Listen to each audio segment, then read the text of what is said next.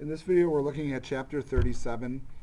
This is one of the bonus chapters that comes with the book, so it's not physically in the textbook, but I have included the files in the resources area of our course shell.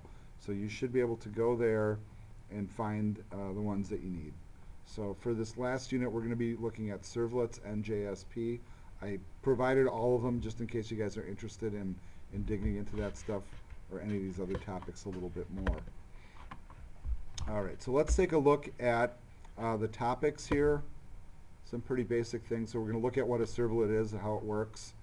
We're going to look at some servers that go with it, the basic API. Then they look at forms and a couple of other things. Yes, we are going to be working in NetBeans. So that is the tool you're going to want to use. And I know this is not as pretty as what our textbook gives us, but the information's all still there. Now, very much like when we did Java server faces, servlets kind of do the same as JSP and server faces do, and that is we write Java code which then renders HTML pages. So, and the thing with Java is it's such a powerful language that you can do it a number of different ways. In fact, you can even combine all the ways, which even makes it a little bit more confusing. But I like the approach of just kind of breaking them down into individual approaches. Java server pages were really like the preeminent approach, and a lot of people still use them as the preeminent approach. But Java server faces are a little bit more friendly towards the modern web world, that being that it's better on devices, and built into it is the ability to interface with touch screens. Java server pages, that's not the case. So that's one of the reasons why Java server faces is kind of stepping in and taking over. All right, let's talk a little bit about a little HTML history and what common gateway interface is. In the old days, we would have scripts that we could maybe send off to a server. We would have scripts that were on the server that were pre-written. And HTML, all it was capable of doing is basically sending a browser request and then coming back with a page.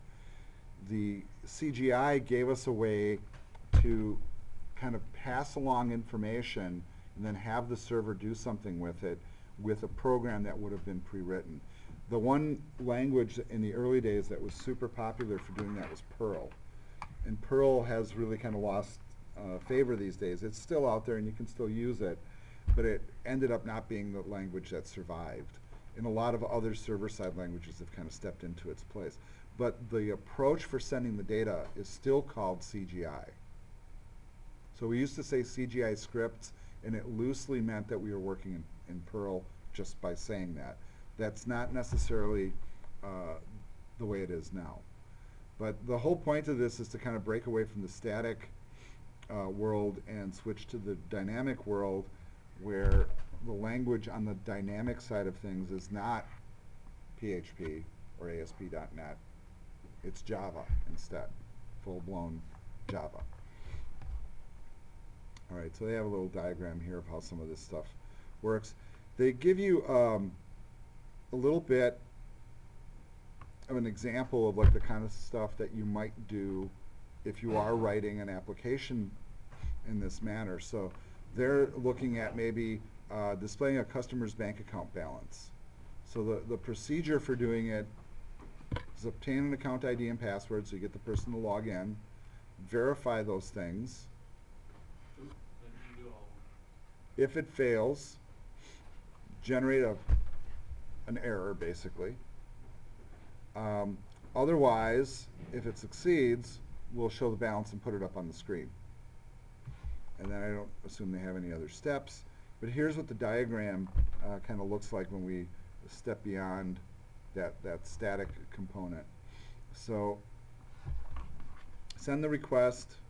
The server goes, well, what am I going to do with this? It sends it off, and it goes through, and it will run the CGI code to run whatever program it needs to, and it'll interact with the web server in whatever capacity it has to be able to render the contents and send them back. Okay, so this flowchart goes two different ways from web server. Yes. So which one goes first? Well, that's a good question. Which one goes first? Well, I'm going to say that this one goes first. This loop goes first. Okay. All right, so you're going to get, okay, so notice how it goes. All right, so you do your request, the web server sends it off, it gets the file, then it gets the CGI code by coming here to wherever it's stored. It's going to execute the code, it's going to go to the web server. Okay, I see why you're confused by it. Then it's going to spawn the process and generate, oh, I see, yeah, okay. I think what's happening is the web server is going to react to whatever the script is, and I think it'll go both directions until it's rectified, basically. But if it's bringing in the code, Can't help but feel they should just make two different boxes that say web server when they do stuff like this. so you know what's going, like what, Yeah. which step is going when, yeah. Now, do you guys understand the difference between a get and a post, right? Yeah. And a get, It's just like that. yeah, it's just like this. You'll see CGI in it, you'll see the question mark, and you'll see field names and values being passed. All right, CGI works with get. So that's kind of part of the answer right there, because you'll call a page, you're sending data to it, page receives, it loads, it has the data it needs to do its work, it does its work, and then in some cases regenerates a page. And that's really, I think, what this part is about here, that where the confusion is a little bit, I think. All right, and they go into the whole thing. You guys should be fairly familiar with how that works at this point. All right, so our goal here is to kind of break away from the CGI approach and start moving into what they call servlets. And those are basically little server-side components that do some of the work for us. And they're based upon individual Java files or a collection of Java files that work together to perform a certain action. All right. Don't really need to say much more than that. All right, so one thing that we discovered already is that when you're running stuff server-side on the web for Java, you need some sort of server component running. And we took a look at XAMPP and Tomcat. And the way that Tomcat works, basically you need to get your files into a certain spot on the server. So when your page request goes out, the HTML files will be stored in one spot. It hits the page, that page has a bunch of calls to Java stuff in it, goes off to a different location where the Java files are that need the server to run, then that will do the rendering and send it back to the HTML page for then it to go back to the screen. Now it's a little strange in that capacity because you need, aside from just the Apache server software running, you need the Tomcat software running too. And it's not too dissimilar from sort of what we do in Ruby, for those of you that are in the Ruby class too, where we have web server software, we have other stuff that happens behind the scene that feeds it to the server to feed back to the client. Now, the work that we're going to do, we're going to use Tomcat inside of NetBeans to do this, and that's what the author does as well. The neat thing is we don't actually have to go in and execute Tomcat. In other words, we don't have to go into XAMPP and turn Tomcat on. And I wasn't aware of this when I was messing with NetBeans. All you have to do inside of NetBeans is point to the Tomcat folder, and it takes care of the rest. It just runs the server automatically within the environment. So it's pretty painless. It's just a matter of flipping a couple of boxes as you're creating it. All right. Now, the one thing that I do want to mention is you guys have probably heard this term before, applet. Have you guys ever heard that? Applets were a mechanism that we used in the past for taking Java code and dropping it into an HTML page, kind of like we drop in JavaScript or PHP, and then it would run Java inside the browser to render something. Now, the problem with that is it requires a Java plugin. And a lot of browsers now either don't support it at all, or you get it to go and there's all these security issues that go with it. And that's why we've moved away from doing applets, where it's like straight Java code inside of a web page file. And now we just run the code like we do with PHP on the server, and that generates the HTML for us. So we don't need the plugin. And it's really, it's a good approach. It really is a good way to do things. However, the parent class applet still exists. So when we do servlets, we're still pulling from that. So that if you're wondering, that's why it does that. All right, so here the author is just giving us some sample code. And I'm going to look at this code a little bit here before we jump into trying to do it ourselves. But you see like the basic structure here, and you see that they're just going through, and just like we do in many other languages, we can just do output of HTML content right from the Java code. So that would be one thing that we start with. Now, in order to actually do this, we're going to like follow his instructions here. Now, I've gone through this process a few times myself, and I'm going to see if I can successfully recreate it for you guys as I'm recording this video. The one thing that you're going to want to have on hand is both your PDF of the chapter, and you're not going to want to pull code from here, though. It does not pull nicely. Maybe you have better success with it. I don't know what that will paste like, but I guess we can give it a shot and see. Please ignore that code. Oh, I can't even get it to copy. Okay. Yeah. So I don't want to mess with the actual structure of the PDF. So fortunately, we have the source code. And the thing is, though, when you look for the source code, you have to know where to look. Like most of the stuff is in here, but you can see it only goes up to chapter 32. As we discovered with a couple of other chapters, some or most of the rest of the stuff is here. Now, which one of these folders it is, I'm trying to remember. Let's see if I can just search it and find it.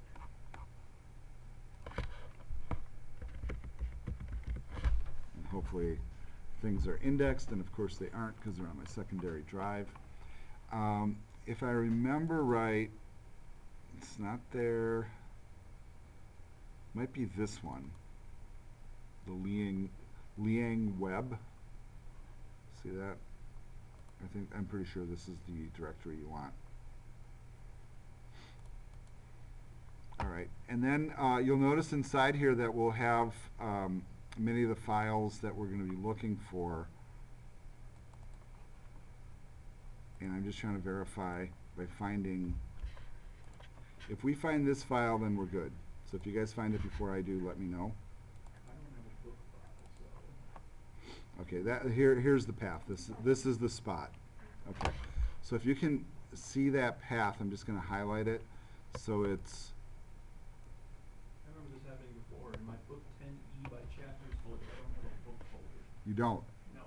Do you have a separate folder called book out of that, outside of No, that? as far as I Okay, because there's two different ways you can download it. Yeah. Okay.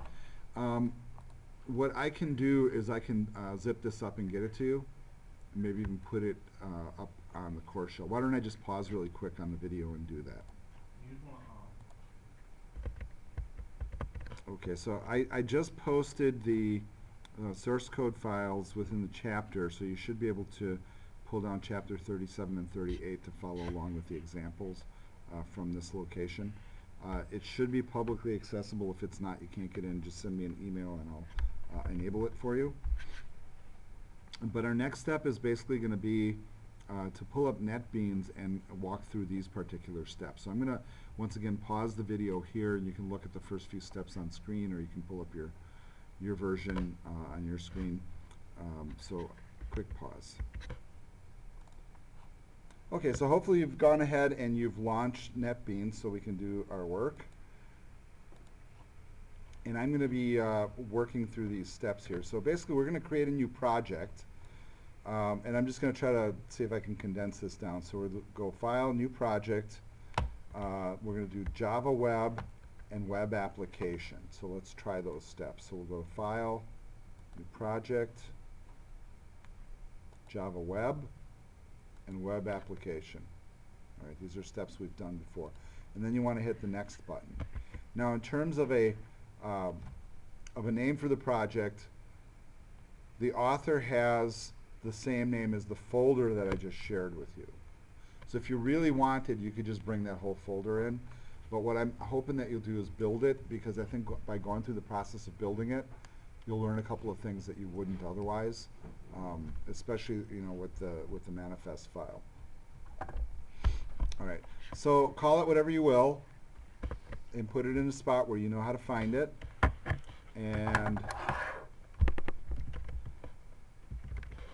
I'm just going to call mine Chapter 37. And then I'm going to check out what folder I'm in. And you can see I'm in my NetBeans projects folder, and that actually should be fine. I think that'll work. All right, go ahead and click Next. And here's the step that you guys are going to need to perform. Now you can see that mine's already set to Tomcat, and yours is probably just set to Glassfish, right? Now if you click the down arrow to look for Tomcat, it is likely not there, okay? Because it did not get installed or activated with NetBeans when it got placed on your system. So what you have to do is you have to click this Add button, and then before I go ahead and say you just do this and it works, there's a different step that we also have to worry about, and that is we need to have the server-side component available. You can actually go out there and download Tomcat as a standalone. However, if you were following along with some of our earlier stuff, you might just want to go out and install XAMPP. All right, so just going back to that really quick, the thing that we need to do is just keep in mind that if we install this product here, which is XAMPP, XAMPP has built into it a Tomcat server, and we looked at that in previous weeks.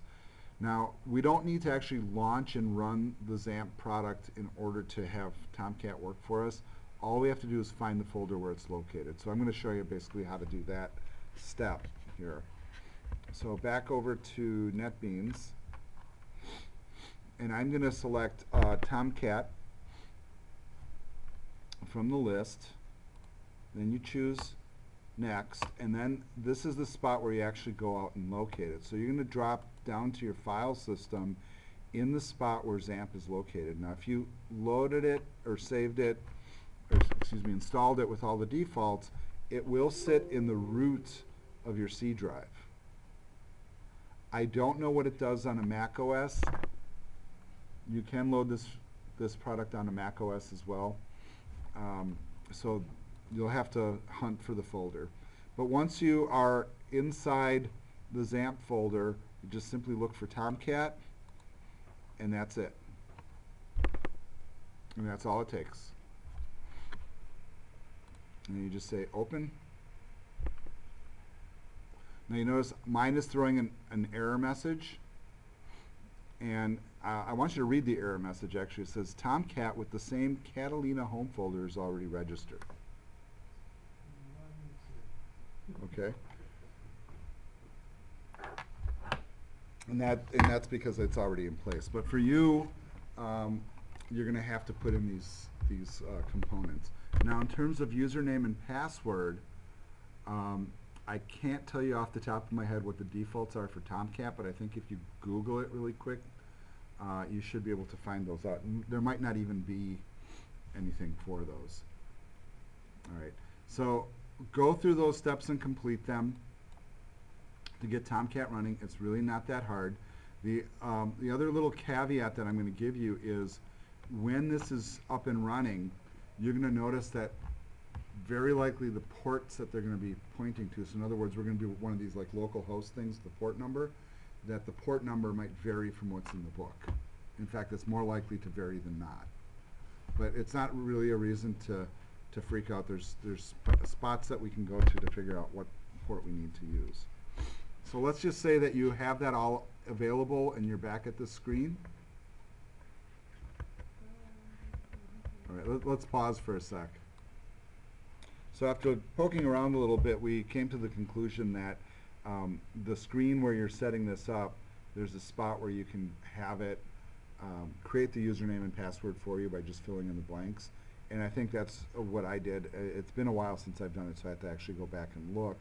But what it does is it creates or adds to a file that exists in this folder. So if you can see this path right here, XAMPP Tomcat config folder, and then Tomcat users XML, and it added this like real simple line here. So I just went with username test, password test, and that is adequate because that's all we're doing. We're just testing stuff. All right. So if you guys are at that point, let me know. Choose the latest version of Java EE.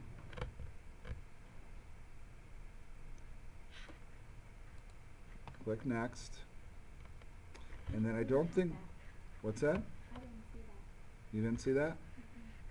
All right, I'll come around in just a second to help you out. Let me see if there's any additional things they want us to do here, and I don't think so. So if I missed it, it would be okay if you didn't check anything. Yeah. I didn't recall having to check anything, but you know, if it's not like at the moment. All right. You can see that you're able to select other frameworks here, including Java Server Faces, but we're not going to. So we're just going to say finish, and then it's going to create the folder for us, and then just take a look real quick at like the structure it creates. Very much like when we're doing Java Server Faces, it has source areas, spots for libraries, where the web pages go, and it does by default create some content. So here's the index page. Notice once again, you know, regular HTML5, right? But notice at the top here, we have that ASP style tag with the percent signs, and that should look somewhat familiar to you.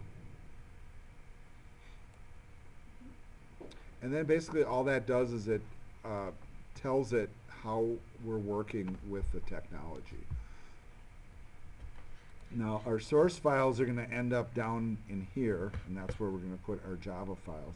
Now you see I've done this already, and you'll see that if I look in these folders, and I'm actually going to borrow from myself so that I don't have to go to the source files and pull them in because I already have the files here. And the file that we're going to be looking at is this one. So I'm actually going to make a copy of that. Then I'm going to come up here to the source packages. I'm actually going to put it right here, default package, and paste. And then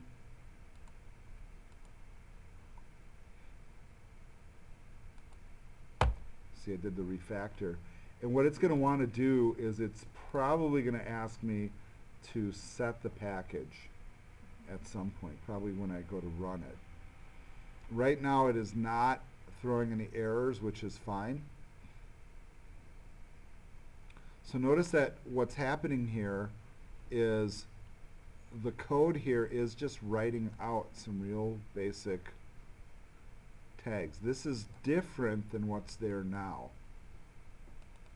So if I look at the index.jsp page, that is different from what this is doing. Right? Don't just automatically agree with me. No. All right. So we've pretty much gone through that first set of instructions there, so let's press forward.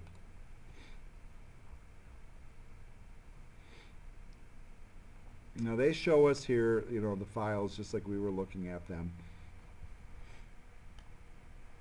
But the thing they want us to do is kind of the opposite of what I just did. So I'm actually going to kind of remove this particular file that I just added. You don't, if you've already added it, don't worry about doing that. But I do want to follow along with the book instructions. That's my rationale here. So what they want us to do is go to the root of our project. Here they called it something else, and I called it Chapter 37. So they want us to come up here and right-click, and then do New, and then choose Servlet. Mine's located right at the top because I've done it a few times. Yours might be there. If it's not there, then you go to the other list at the bottom and find it. Okay. So I'm going to go ahead and do that. And then it's going to bring up a dialog, and he's going to want us to fill it in a particular way. He wants us to call it first servlets. Let's go ahead and do that.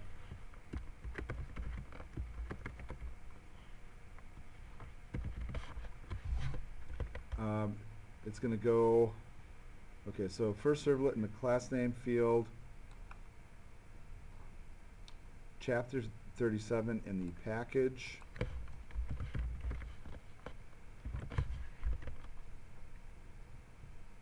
and then go ahead and click next. So let's do that. Click next.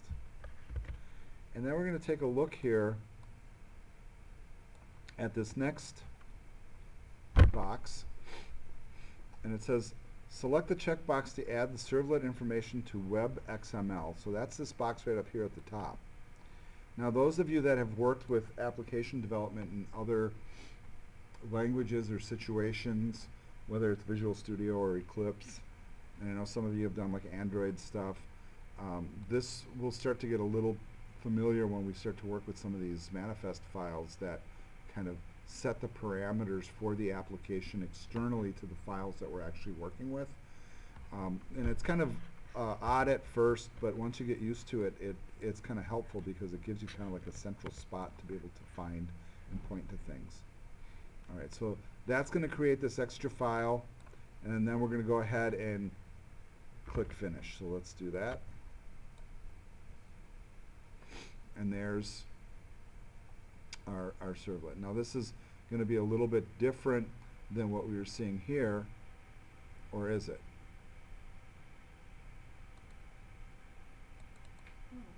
They're identical, right? Okay. All right, and then that XML file that we were just looking at ends up in this folder under configuration, and then notice some of the other files that go with it. And what I would ask you to do at this point is actually to come in here and open up that XML file and just take a look inside. So this file, it is an XML file, and it does some definitions of things. First of all, it indicates that we have created a servlet. It's got a name and it's got a class. Those should look familiar because we just created them, right? And then we also have a mapping, and then once again that works off of a name, and it also works off of a URL. And notice the URL is basically just pointing to that, you know, creating a route, I suppose, to that particular file. So any servlet that we're going to add, or any Java file that we're going to add, if we want to be able to access it, it's going to need to end up in here. Depending on how you add it, this stuff will either automatically create itself, or you have to manually enter it. So one of the temptations is that when we're working with files from the book like we're about to, those files, you know, if we copy the code and paste them in, or grab the file and drag it into our project, it's not going to include all this stuff in Web XML. We'll have to go in there and add it in manually. It's not that hard to do, and in some ways it's kind of good to go through that process at least once. But this stuff was generated automatically just by virtue of me doing a right-click servlet. It put all the stuff in for me. That's really why we had all those dialogues. It's kind of the shortcut to that. All right. So now what we're going to do is we're going to take a look really quick at what it looks like in a browser, and we're going to go right to the root of the project. So I'm not going to right-click on the page or the servlet. I'm going to right-click on the project node and then click Run. This is going to go out, connect to Tomcat if we set it up correctly, like it's doing.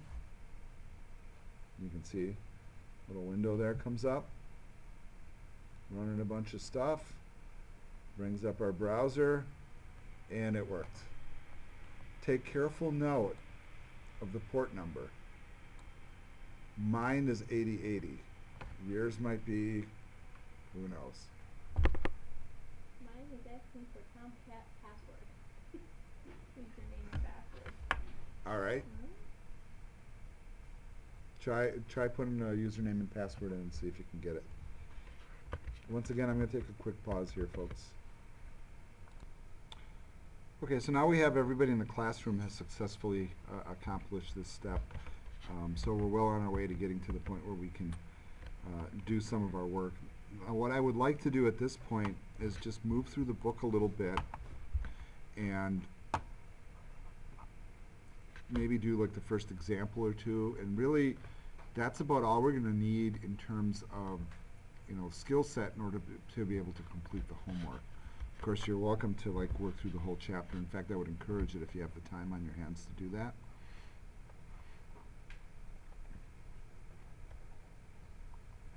All right, so these are the steps that we just took. So they're just showing them all over again.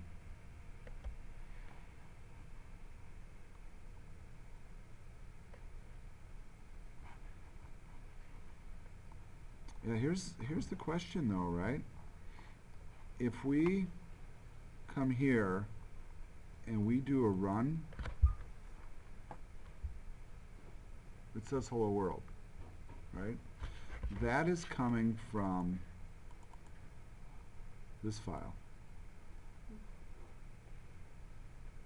It is not coming from this file, right?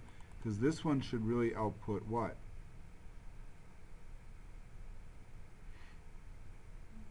Server started at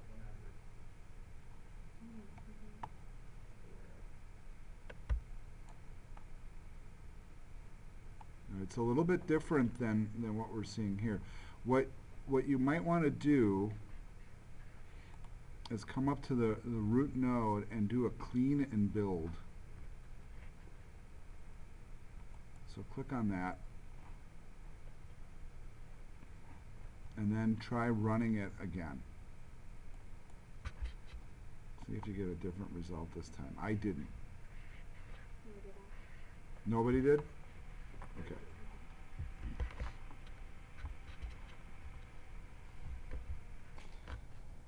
Okay, now that we've successfully gotten everybody to be able to render a page using Tomcat and the Servlet, we're going to move on in the book.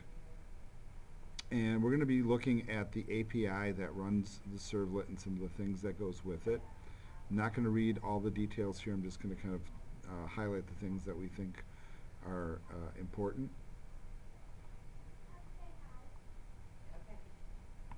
So part of what we're going to do is we're going to be working with some things that are built in and some things that aren't. We're going to do some really pretty basic scripts just so you can get a feel for how it goes.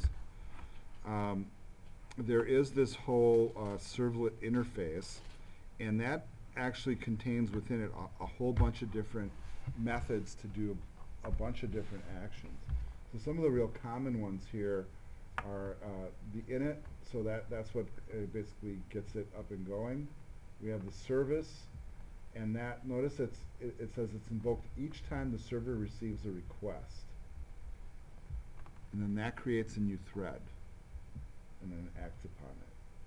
And then destroy is brought in after a certain amount of time, and then it basically, it's kind of like what we do when we work in other languages, like we're working with a database and we close the connection to kind of release the resource. So that's in essence what that does. So those are really kind of the key ones there. He walks through how that works, but I think it's pretty obvious. You know, notice, okay, so here's actually where the work is happening for us. Here's the 3 steps that we just pointed out. So the page gets loaded up. We initialize the servlet, the stuff gets served, and then it gets released and destroyed. Now there's a whole bunch of additional methods that come into play here too. There's many of them, but notice some of the ones that we will most likely use often are the ones that you see here. Particularly these two if you're working with forms. And that's often what we do with server-side applications. We have some sort of form interaction happening, whether it's visible or not. And you see that we have an action word do sitting in front of it, and that's true for a lot of the ones that fall into these categories.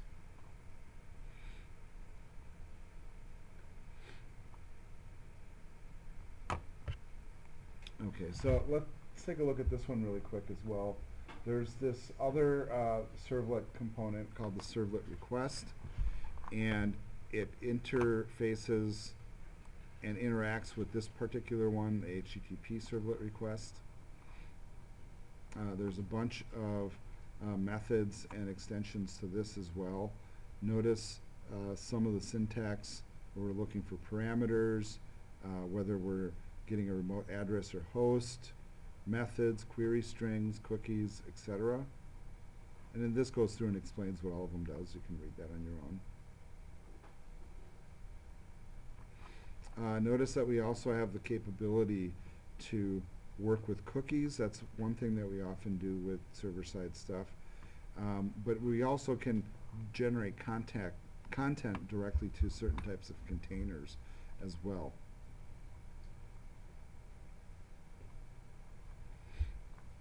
All right, so we're going to get to the point now where we're going to dive into our next example. And that's where we're coming up here. Now, notice this little tidbit that he says, and I think it's interesting how he says it like this. He says, servlets are the opposite of Java applets. Remember I was describing that an applet gets loaded into the browser? So that is not what we're doing. It runs on the server and it generates HTML. And that's really kind of the crux of it. So if you keep that in mind, that will help you. So the thing that we're going to do now is we're going to run this example here where we're going to pull the current time down and display it in the browser. And here is the code for it. And we are going to pull that in. I already have the code down here. So I just want you to take a look at what it looks like.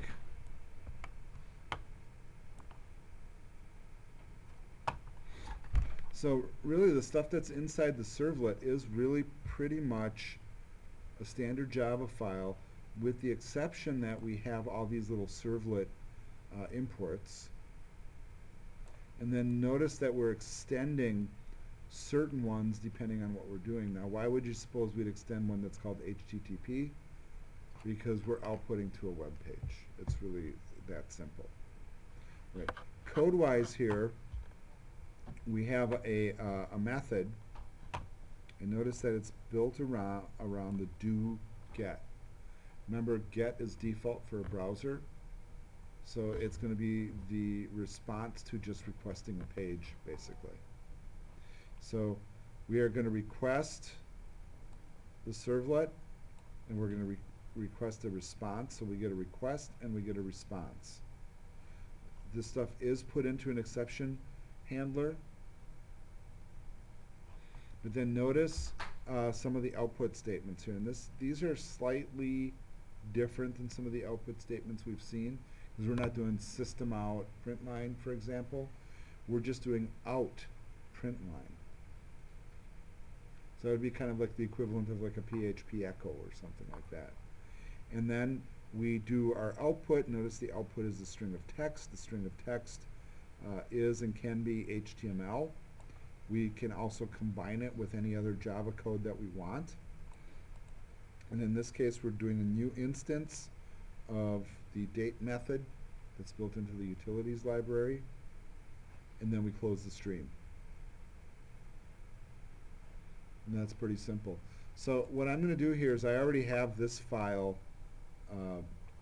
present. So I'm actually going to go ahead and I'm going to create this file. Now I can do this a couple different ways. And one thing I could do is I can just copy it from project to project. I can totally do that. One of the issues with doing that though is remember that when I do it, that Web XML file does not get updated if I copy it over. If I come up to the node, do a new, do a servlet, it's going to walk me through all the screens of naming it and adding the path. Okay, so that's the approach I'm going to take. I have all the code here I can pull from. So let's just go ahead and create a new servlet. The class name is going to be current time. Project is chapter 37. The package is hopefully listed right here. You go next. Yes, we do want to add it to Web XML. Presets everything for us. Let me just say finish. And then it's not a bad idea to come here, and I don't know if this updated itself, it sure did. So now you can see if you look, we have two different servlets, and this is the XML syntax now.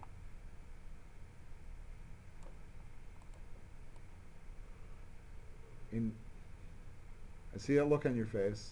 I just don't like that it's servlet, mapping. Yeah. But Yeah, I mean, the interesting thing about working with XML is you can create your own tags and structure them any way you want. And there's no rule that says that we can't do this. Now, that's because this namespace, and actually it's probably this file here, that says that we can have more than one of those available. Just like we could have more than one article in the newspaper. oh, I didn't mean that there's multiple So- of them. I just would like if the servlet and the mapping matched. That was all I Maybe was. that's what you meant. Yeah. Servlet mapping. Hey, I didn't come Servlet up with this. mapping. Somebody at Oracle came up with this. So, That's all I meant. all right. All right. So now that we have this in place, let's make sure that we get that code. And I just got to make sure I'm looking at the right file because I have so many different ones open. All right. So I'm going to open up this one here, which is the one we just created. And you can see it has kind of the same generic content that we had before.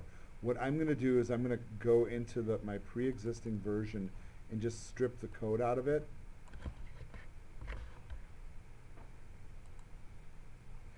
And then come in here and paste it back in. And hopefully we don't have any error flags being thrown here. We have some yellow underlines. It's asking us to put in overrides. But I guess I'm not too concerned. The yellow underlines, not red ones. Make sure you save it. Except this one needs to be saved too. So if we don't have another one, then how